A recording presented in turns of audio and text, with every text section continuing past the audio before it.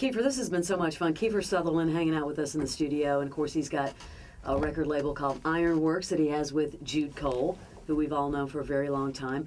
Did you ever go see Jude in concert? Yeah, I put on Jude's concerts. I actually, one kind of embarrassing story. I went to see him play in Dallas, and after the show we had a couple drinks and we were sitting there talking, and then I got on his bus and I was talking to a couple of his bandmates, and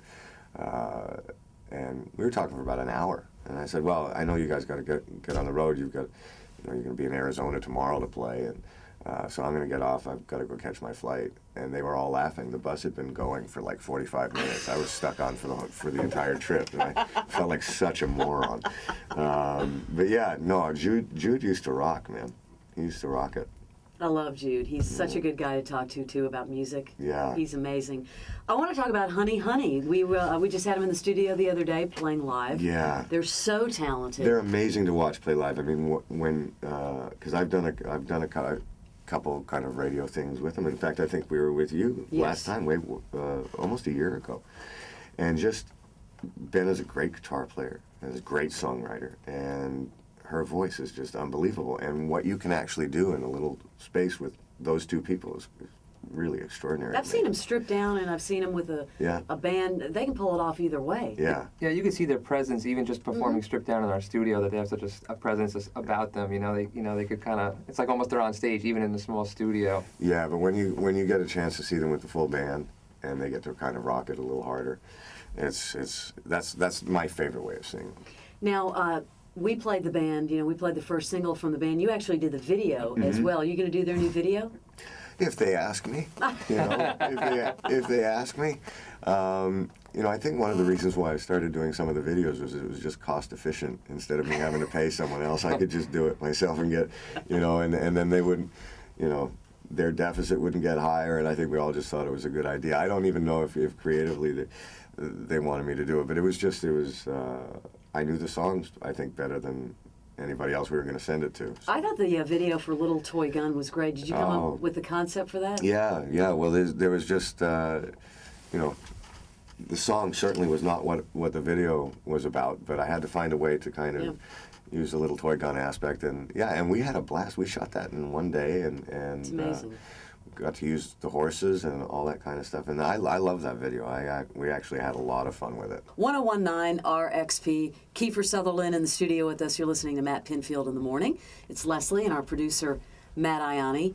And before you leave, Kiefer, I want to hear about this new artist that you signed, because everyone that I know at the label keeps telling me about this guy. When are we going to hear some music? Well, you're going to hear it before anybody else. I think one of the nice things in the relationship that we've kind of had over the last 5 years is you were such a huge supporter of Rock-a-Luca and The Burden and our label, that one of the great pleasures is actually finding an artist and going, this is going to knock Leslie's socks off, And his name is Jim Stapley, and he's from London.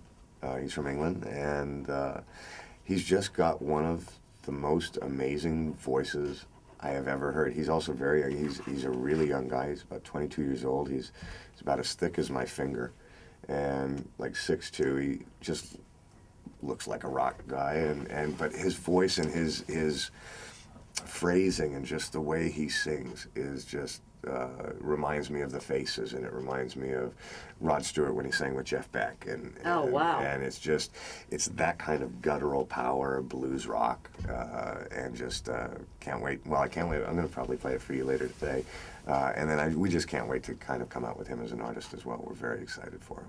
So you'll be spending more time in New York City now, right? A lot more, yeah, a lot more. I mean, I moved out here when my daughter started school.